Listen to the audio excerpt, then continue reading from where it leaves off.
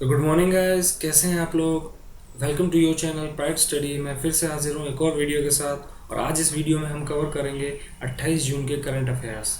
तो शुरू करते हैं हमारे पहले क्वेश्चन के साथ। यूरोपियन औषधि एजेंसी ने कोरोना वायरस के इलाज के लिए किस दवा को पहली दवा के रूप में मान्यता दे दी है। तो दोस्तों, जैसा कि आपको पता ही होगा कि आजकल काफ़ी सारे देश कोरोना वायरस के लिए दवाई बनाने में लगे हुए हैं। तो यूरोपियन ड्रग एजेंसी ने भी अपनी एक दवा को कोरोना वायरस के लिए पहली दवा के रूप में मान्यता दे दी है, जिसका नाम है रेमडेसिविर।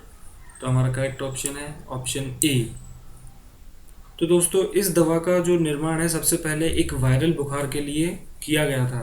तो उस बुखार का नाम बताइए आप। उसका नाम है एबोला। तो बात अगर यूरोपियन ड्रग एजेंसी की है तो स्थापना 1995 में हुई थी। हेडक्वार्टर है इसका एम्स्टर्डम नीदरलैंड में, और मोटो है इसका साइंस मेडिसिन्स हेल्थ।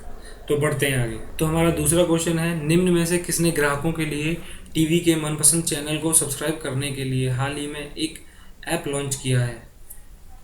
तो हाल ही में ट्राई ने टीवी चैनल सिलेक्टर नाम से एक ऐप लॉन्च किया है, जिसके माध्यम से ग्राहक टीवी के मनपसंद चैनल को सब्सक्राइब कर सकते हैं और नापसंद चैनल को अपने पैक से हटा सकते हैं, जिससे कि ग्राहकों के पैसे की बचत होगी। तो हमारा करेक्ट ऑप्शन है ऑप्शन सी, ट्राई।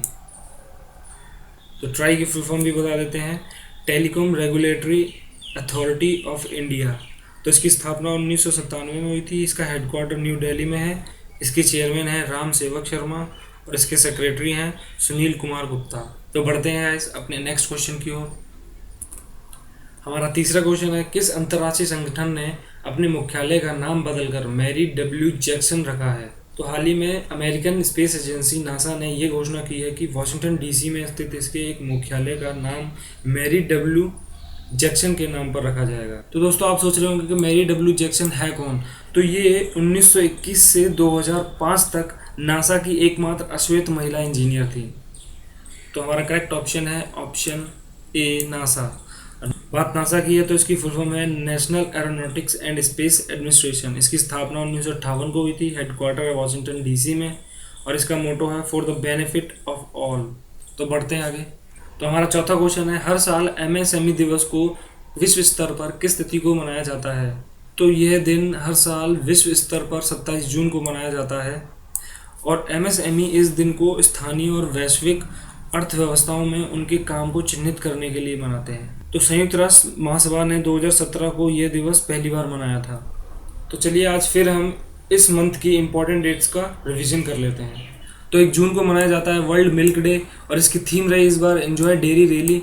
और 2 जून को तेलंगाना फॉर्मेशन डे मनाया जाता है और इसी दिन इंटरनेशनल सेक्स वर्कर्स डे भी मनाया जाता है। और 3 जून को वर्ल्ड साइकिल डे मनाया जाता है। 4 जून को international day of innocent child victim of aggression मनाया जाता है और 5 जून को वर्ल्ड एनवायरनमेंट डे मनाया जाता है और इस बार इसकी थीम रही बायोडाइवर्सिटी। 7 जून को मनाया जाता है वर्ल्ड फूड सेफ्टी डे। इस बार इसकी थीम रही फूड सेफ्टी एवरीवन्स बिजनेस। और 8 जून को मनाया जाता है वर्ल्ड ब्रेन ट्यूमर डे और इसी दिन मनाया जाता है वर्ल्ड ओशियन डे और इस बार इसकी थीम रही innovation for a sustainable ocean. और 12 जून को मनाया जाता है world day against child labour और 13 जून को मनाया जाता है इंटरनेशनल अल्बिनिज्म अवेयरनेस डे और इसके बाद इसकी थीम रही मेड टू शाइन। और 14 जून को मनाया जाता है वर्ल्ड डोनर डे और इस बार इसकी थीम रही सेफ ब्लड सेफ लाइव्स। 15 जून को मनाया जाता है वर्ल्ड विंड डे और 15 जून को ही world elder abuse awareness day भी मनाया जाता है और थीम रही इस बार इसकी लिफ्टिंग अप वॉइसेस। और 16 जून को मनाया जाता है international day of family remittances. 17 जून को मनाया जाता है world day of combat desertification and drought और इस बार इसकी थीम रही फूड फीड फाइबर। 18 जून को सस्टेनेबल गैस्ट्रोनॉमी डे मनाया जाता है और इसी दिन ऑटिस्टिक प्राइड डे भी मनाया जाता है। और 19 जून को international day for the elimination of sexual violence मनाया जाता है और इसी दिन वर्ल्ड सीकल अवेयरनेस डे भी मनाया जाता है। और 20 जून की बात करें तो वर्ल्ड रेफ्यूजी डे मनाया जाता है और इस बार इसकी थीम रही every action counts all lives matter. और बात करें 21 जून को तो वर्ल्ड म्यूजिक डे मनाया जाता है और इसी दिन वर्ल्ड हाइड्रोग्राफी डे भी मनाया जाता है, जिस बार इसकी थीम रही हाइड्रोग्राफी इनेबलिंग ऑटोनोमस टेक्नोलॉजीज। और इसी दिन इंटरनेशनल योगा डे भी मनाया जाता है और इस बार इसकी थीम रही yoga for health yoga at home. और इसी दिन वर्ल्ड फादर्स डे भी मनाया जाता है। और 23 जून की बात करें तो international Olympic day, United Nations public service day और इंटरनेशनल विडोज डे। तो ये सारे डे इसी दिन मनाए जाते हैं। और 25 जून को day of the seafarer मनाया जाता है और इस दिन को नाविकों के द्वारा दिए गए इनवैल्यूएबल कंट्रीब्यूशन के लिए मनाया जाता है। और 26 जून को international day against drug abuse and illicit trafficking के लिए मनाया जाता है। और 26 जून को ही international day in support victims of torture मनाया जाता है। और 27 जून को हम आज पढ़ ही चुके हैं। तो बढ़ते हैं आगे। तो हमारा 5वां क्वेश्चन है, अल्ट्रा डायरेक्ट मेमोरी एक्सेस यानी यूडीएमए के साथ कौन सा बैंक भागीदार बनकर युवा पे नामक ऐप की शुरुआत करेगा? तो यस बैंक ने अपनी डिजिटल वॉलेट मोबाइल ऐप युवा पे को लॉन्च करने के लिए यूडीएमए टेक्नोलॉजीज के साथ भागीदारी की है। और इस ऐप की मदद से ग्राहक अपने सभी बिल्स को यानी बिजली का बिल, पानी का बिल, गैस का बिल, डीटीएच, मोबाइल का और यहाँ तक कि हम ईएमआई का भुगतान भी कर सकेंगे। तो हमारा करेक्ट ऑप्शन है ऑप्शन डी, यस बैंक। बात यस बैंक की है तो इसका हेडक्वार्टर है मुंबई में। एमडी सीईओ है इसके प्रशांत कुमार और इसकी टैगलाइन है एक्सपीरियंस आर एक्सपर्टाइज। तो बढ़ते हैं आगे। तो हमारा 6वां क्वेश्चन है, हाल ही में किसने अपनी नई पुस्तक #MeToo लॉन्च की है? तो यह पुस्तक करण पुरी ने लॉन्च की है और इस पुस्तक में कुछ मशहूर हस्तियों और अन्य मशहूर हस्तियों के अंधेरे रहस्यों के साथ साथ विभिन्न क्षेत्रों के लोगों के द्वारा कभी ना बताए गए राजों और कुछ विचारों को इस किताब में साझा किया गया है। तो बढ़ते हैं हमारे नेक्स्ट क्वेश्चन की ओर।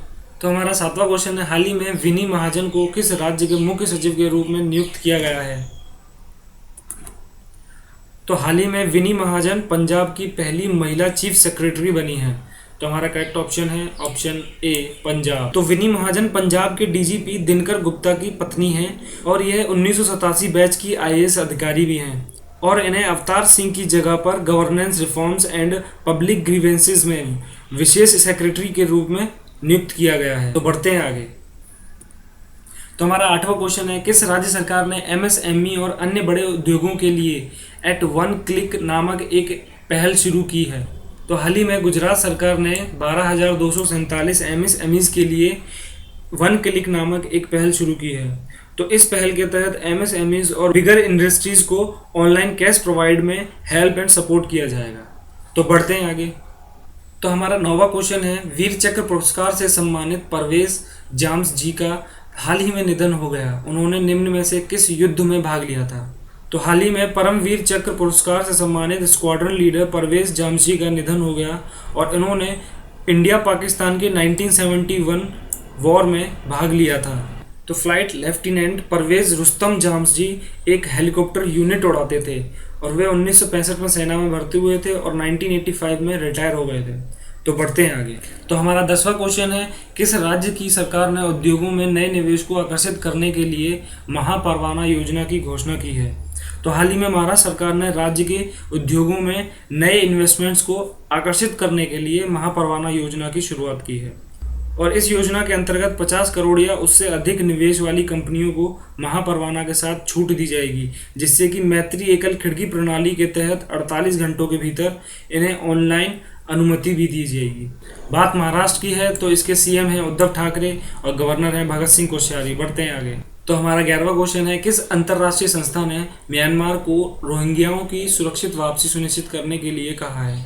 तो हाल ही में यूएनएचआरसी ने 23 जून 2020 को एक रेजोल्यूशन पास करते हुए म्यांमार को यह कहा है कि रोहिंग्याओं की सुरक्षित वापसी सुनिश्चित की जाए। तो हमारा करेक्ट ऑप्शन है ऑप्शन सी, यूएनएचआरसी। तो इसमें यूएनएचआरसी के 47 मेंबर्स ने वोट किया, जिसमें 37 वोट इसके पक्ष में आए और 2 वोट इसके विपक्ष में और 8 वोट एब्सेंशंस में डाल दिए गए। तो बात यूएनएचआरसी की हुई है तो इसकी फुल फॉर्म है United nation human resource council और इसकी स्थापना 2006 में हुई थी और इसका हेडक्वार्टर है जिनेवा स्विट्जरलैंड में और इसके प्रेसिडेंट हैं एलिजाबेथ टीची। तो बढ़ते हैं आगे। तो हमारा आज का 12वां और आखिरी क्वेश्चन है, वित्त वर्ष 2021 में अंतर्राष्ट्रीय मुद्रा कोष ने भारत की अर्थव्यवस्था का कितना प्रतिशत अनुमान लगाया है? तो आईएमएफ ने भारतीय अर्थव्यवस्था के वित्त वर्ष 2021 में 4.5% की भारी गिरावट का अनुमान लगाया है, जबकि अप्रैल 2021 के महीने में 1.9% का अनुमान जारी किया है। तो अंतर्राष्ट्रीय संगठन ने भारत में इसे अब तक की ऐतिहासिक कमी कहा है। तो यह विश्व आर्थिक आउटलुक ने a crisis like no other and uncertain outlook में जारी किया है। बात आईएमएफ की है तो इसकी फुल फॉर्म है इंटरनेशनल मॉनेटरी फंड। इसकी स्थापना 1945 को हुई थी, हेडक्वार्टर है वाशिंगटन डीसी में और इसके एमडी हैं क्रिस्टलिना जॉर्जीवा। बढ़ते हैं गाइस हमारे कुछ क्वेश्चंस की ओर। तो हमारा कल का कुछ क्वेश्चन था, हाल ही में किस देश ने व्हाट्सएप पेमेंट सर्विस को निलंबित कर दिया है? तो हमारा करेक्ट ऑप्शन है ऑप्शन डी, ब्राज़ील। बढ़ते हैं हमारे आज के कुछ क्वेश्चन की ओर। तो हमारा आज का कुछ क्वेश्चन है, फीफा महिला विश्व कप 2023 की मेज़बानी कौन सा देश करेगा? तो गाइज आप इसका आंसर हमारे कमेंट बॉक्स में टाइप करके दे सकते हैं। तो बस गाइज आज के लिए इतना ही। और हाँ, अगर आप हमारी करंट अफेयर्स की प्रीवियस वीडियोस देखना चाहते हैं तो राइट टॉप कॉर्नर पर आ रहे आई के बटन को क्लिक करके आप हमारे प्रीवियस करंट अफेयर्स की वीडियोस को देख सकते हैं। तो दोस्तों, अगर आप चाहते हैं कि मैं ऐसे ही इंपॉर्टेंट करंट अफेयर्स की वीडियो लाता रहूं तो प्लीज़ इस वीडियो को लाइक करो और ज़्यादा से ज़्यादा शेयर करो। और आप हमारे इस चैनल पर अगर आप पहली बार इस वीडियो को देख रहे हैं तो हमारे चैनल को सब्सक्राइब करो और बेल आइकन को दबाना मत भूलना, जिससे कि हमारे नेक्स्ट वीडियो का नोटिफिकेशन आप तक पहुंच सके। तो बस guys, take care, bye for now, मिलते हैं हमारी नेक्स्ट वीडियो में।